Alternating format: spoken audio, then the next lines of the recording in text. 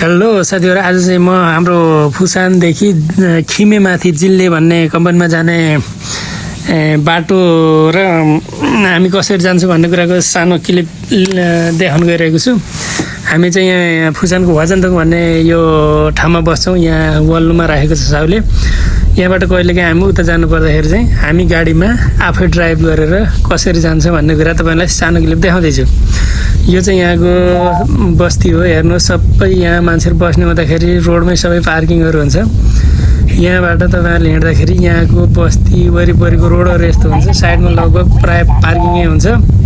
Road चाहिँ एकदम राम्रो हुन्छ, फ्रागिलो रोड छ। त्यसले गर्दाखेरि साइडमा पार्किङ गर्दा पनि केही फरक पर्दैन। र दायाँ मोड्दाखेरि चाहिँ साथीहरू, अब कोरियामा नयाँ नियम आएको छ। भित्री बाटोमा नभए पनि खास हाइवेहरूमा हिँड्दाखेरि दायाँ मोड्दाखेरि अघिपछि रोकिनु पर्थेन भने अब चाहिँ रोकिनु पर्ने छ है। ल, हामी चाहिँ अब बाटो सुरु भइसकेर वर आइसकेका छौँ। यहाँबाट टनल सुरु भइसक्यो। एउटा पहाड छेडेर अब हामी एउटा टनलमा प्रवेश गरेर निस्किसकेका छौँ।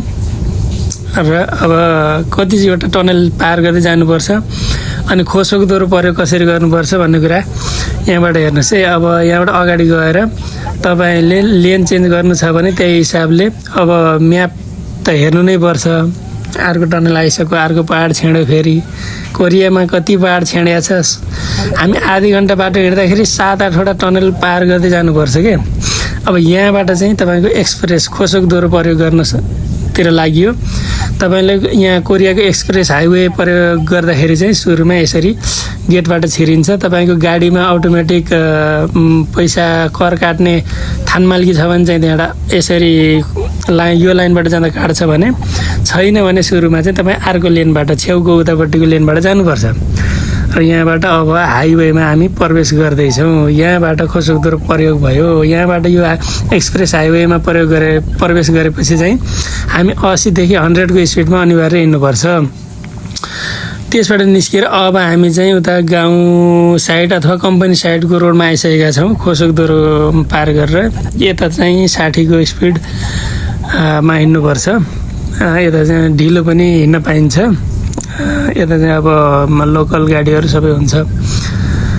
अब हामी चाहिँ खिमेमाथि जिल्लेको कम्पनी आइपुगेका छौँ। यहाँ चाहिँ बाटैमा छ हाम्रो कम्पनी। पहिलाको चाहिँ अलि कुनामा थियो, यहाँ चाहिँ ठ्याक्क रोडमै भएको हुनाले यहाँबाट हामी कम्पनी आइसक्यो। रोड कट्ने बित्तिकै हाम्रो कम्पनी आयो। हाम्रो यही हो, काठको पारेत बनाउने र यो सामानहरू यसरी प्याक गर्ने। यो प्याक गर्ने चाहिँ तल फुसानको कम्पनीमा हो।